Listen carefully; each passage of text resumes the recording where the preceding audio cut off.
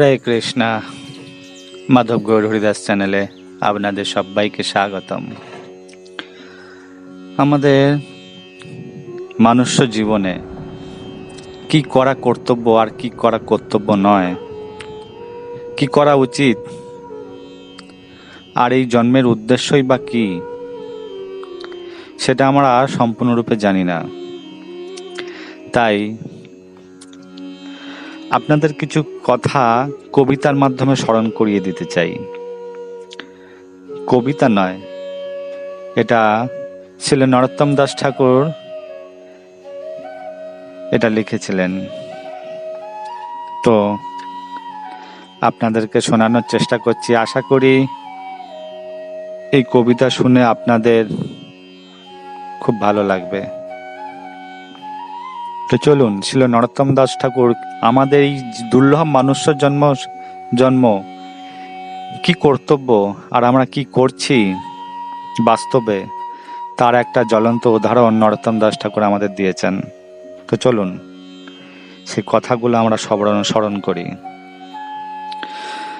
দুর্লভ মানব জন্ম লোভিয়া সংসারে, কৃষ্ণ না ভজিনু দুঃখ কহিব কাহারে। সংসার সংসার করে মিছে গেল কাল, লাভ না হইল কিছু ঘটিল জঞ্জাল।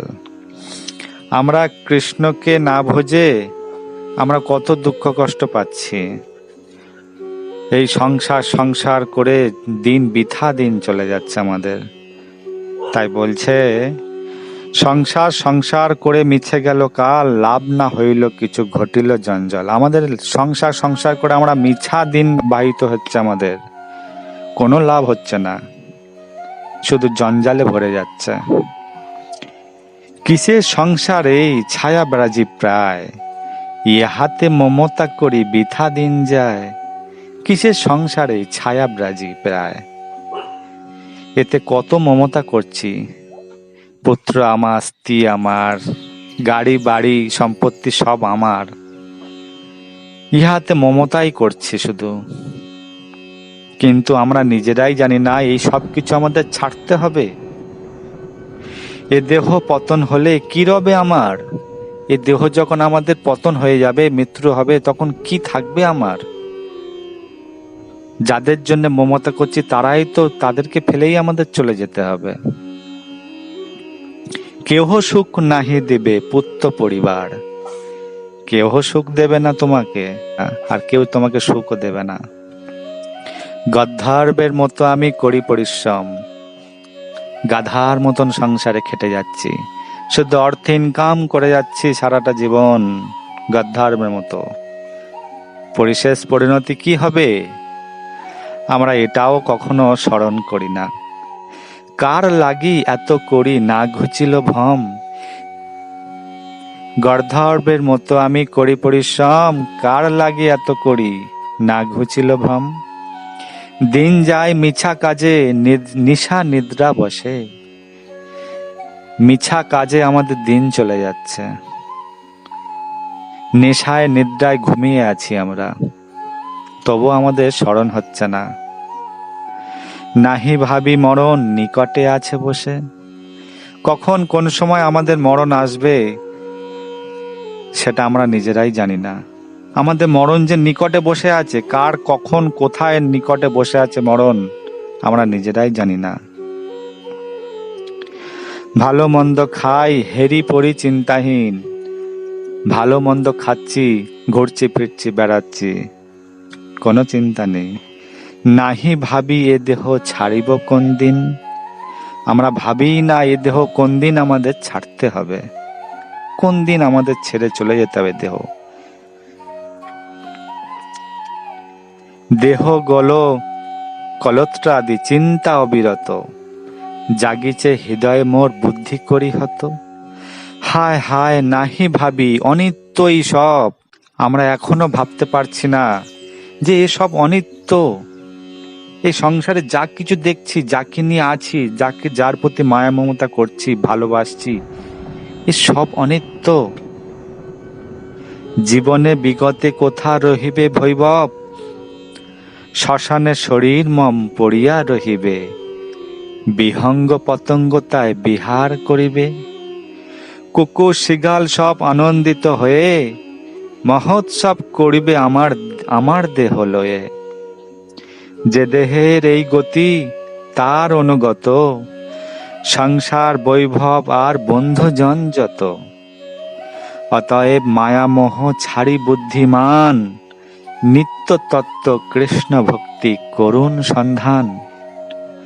সংসার বৈভব আর বন্ধুজন সবাইকে নিয়ে মেতে আছি। যদি কেউ বুদ্ধিমান, যদি বুঝতে পারে এ অনিত্য সব, এ সব কিছুই মায়া, আমাদের প্রকৃত কর্তব্য কৃষ্ণ তত্ত্ব সন্ধান করা, কৃষ্ণ ভক্তি সন্ধান করা। তাই নিত্য তত্ত্ব, নিত্য, এর কোনো শেষ নেই। আর আমরা অনিত্যকে নিয়ে পড়ে আছি, যা সবকিছু অনিত্য, যা একদিন সব শেষ হয়ে যাবে, যা সব কিছুকে নিয়ে আঁকড়ে ধরে আছি আমরা। হায় হায় হায়, যদি কোনো বুদ্ধিমান ব্যক্তি এই মায়ামোহ ছেড়ে যদি কৃষ্ণ ভক্তি অনুসন্ধান করে, তবেই তার জীবন যে সফল হবে। হায় হায় হায় হায়, হে মানুষ্য জন্ম, আমরা কোন নেশায় মত্ত হয়ে আছি, কোন মায়া নেশা এনেছি। ঔষধির মায়া নাসিবারও লাগি, হরি নাম মহামন্ত্র লও তুমি মাগি।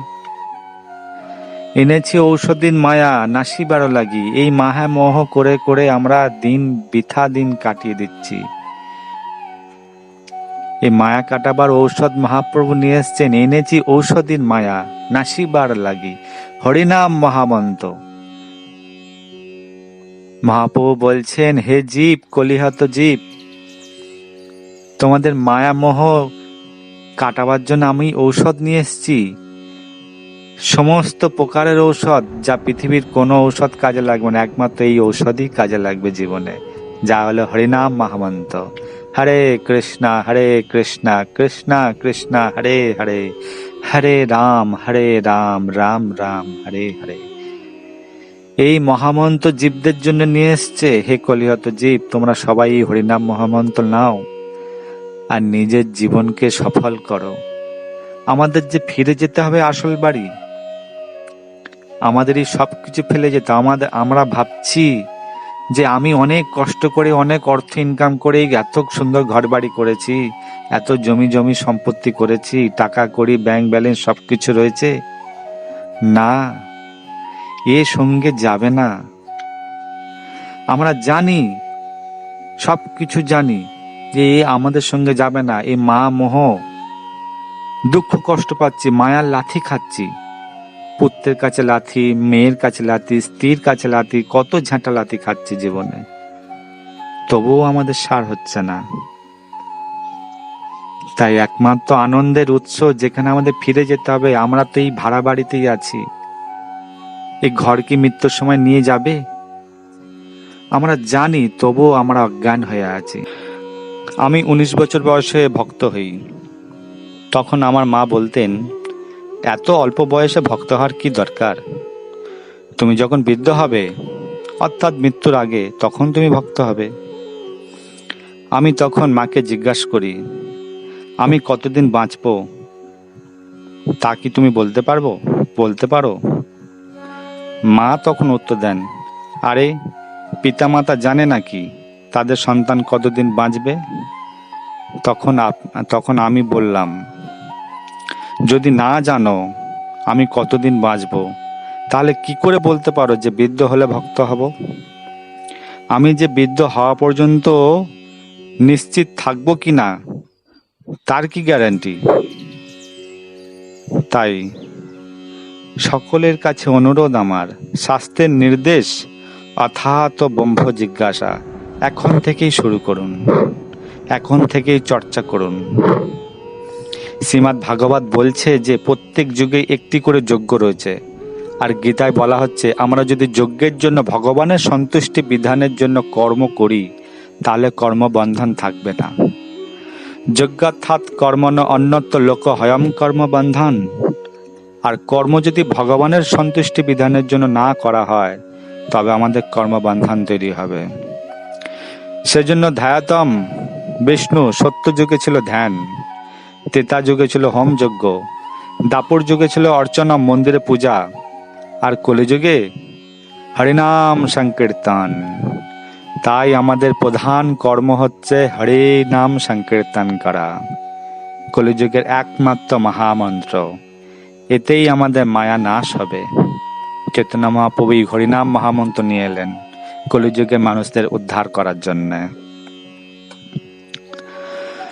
তো ছিল ভক্তিবিনোদ ঠাকুর গেয়েছেন, এনেছি ঔষধির মায়া নাসিবারও লাগি। এনেছি ঔষধি মায়া, মায়ার কি কোনো ঔষধি আছে? আমাদের বিভিন্ন রকম প্রতিবন্ধক আছে, বিভিন্ন শত্রু আছে আমাদের দেহের ভিতরে, কাম, ক্রোধ, লোভ, মোহ, মত, মাৎসর্য প্রভৃতি। সেগুলো কোনো চিকিৎসা আছে নাকি? কোনো ডাক্তার আছে নাকি? তো ডাক্তার আছে, মায়ারও চিকিৎসা আছে। তো মায়ার চিকিৎসা কি? হরিনাম মহামন্ত্র। যদি হরে কৃষ্ণ মহামন্ত্র জপ করা হয়, কীর্তন করা হয়, তবে আমাদের চরিত্র, আমাদের মন সবকিছু ভালো হবে, পরিষ্কার হবে। শ্রী চৈতন্যদেব মহাপ্রভু বলেছেন, চেতন দর্প মার্জনম, চেত দর্প মার্জনম। আমাদের চেতনা একদম মার্জিত হয়ে যায়, পরিষ্কার হয়ে যায়, শুদ্ধ হয়ে যায়। তাই সমস্ত বেদ শাস্ত্র বলছে এর চেয়ে ভালো কোনো উপায় নেই।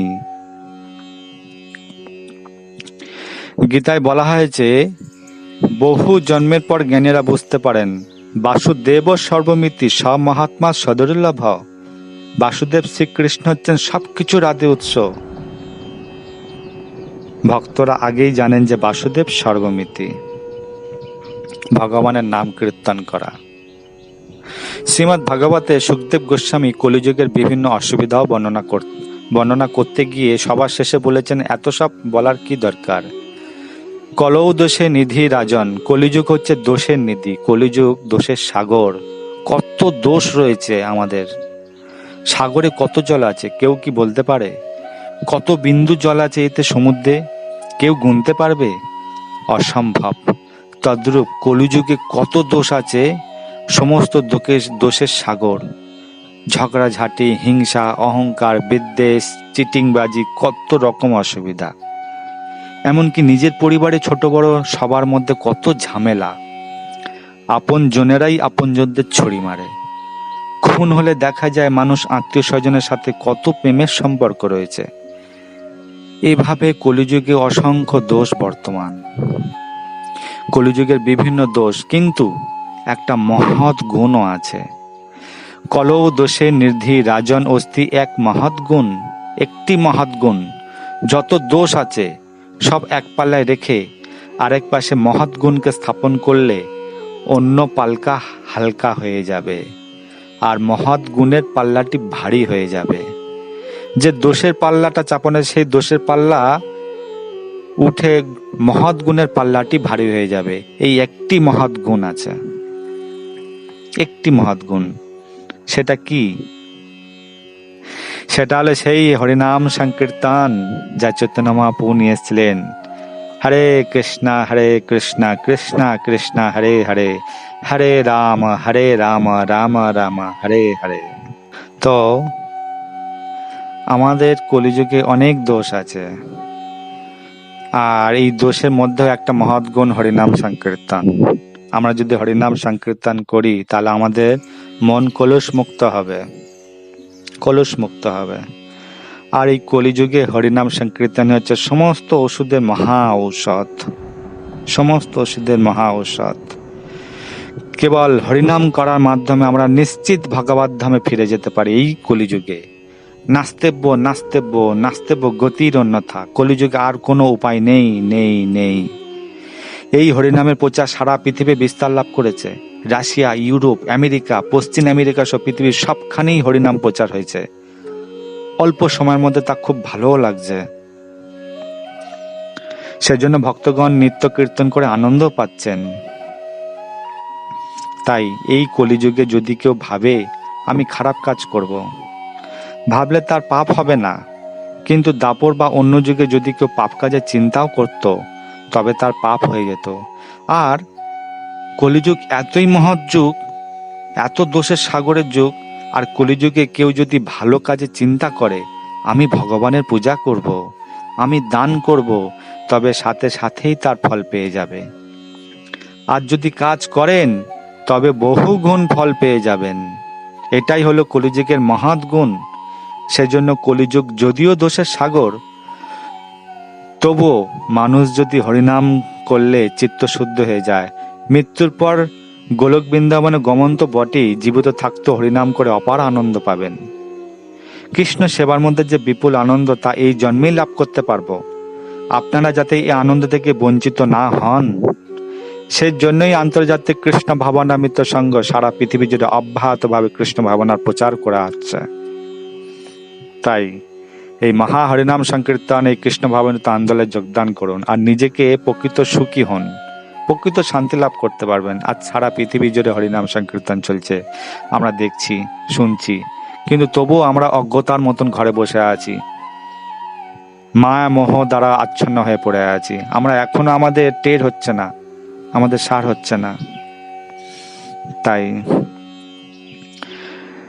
কলিযুগের মহামন্ত্র হরিনাম সংকীর্তনকে গ্রহণ করুন আর মহাপ্রভুর দিব্য বাণী প্রচার করতে সহযোগিতা করুন। আর এরম কথা কখনো বলিনি আমি সমস্ত লীলা কথা নিয়ে ভিডিও বানাই। তাই আজ কেন জানি না এসব কথা বলার প্রয়োজন মনে করলাম। সত্যি আমাদের মানুষ্য জন্ম অতি দুর্লভ মানুষ্য জন্ম। তাই যদি আমার এই কথা কারোর যদি খারাপ লাগে, কারোর যদি দুঃখ হয়, কষ্ট হয়, তাহলে আমাকে নিজ ভাই বন্ধু বলে ক্ষমা করবেন। আর আমার এই কথাগুলোকে গুরুত্ব দেবেন, একটু ঠান্ডা মাথায় চিন্তা করবেন, সত্যি আমরা কি করছি, আমাদের মানুষের জন্মের উদ্দেশ্যটাই বা কি, আমরা কি প্রকৃত শান্তি আনন্দ লাভ করতে পারছি কি? তাই একটু বিষয় বিবেচনা করুন, চিন্তা ভাবনা করুন। আর একান্ত অনুরোধ, আপনারা হরিনাম জপ করুন, ভগবানের ভজন কীর্তন সাধন করুন, ভক্ত সঙ্গ করুন, আর বাড়িতে শ্রীমদ্ ভাগবত পাঠ প্রবচন করুন, অধ্যয়ন করুন। তাতে আপনারই মঙ্গল হবে, আপনারই মঙ্গল হবে। তাই আর বেশি কথা না, এই কথা এই পর্যন্ত শেষ করলাম। যদি ভালো লাগে শেয়ার করবেন বেশি করে। আর হরি বল, হরে কৃষ্ণ। ভালো থাকবেন, সুখে থাকবেন। দেখা হচ্ছে পরের ভিডিওতে।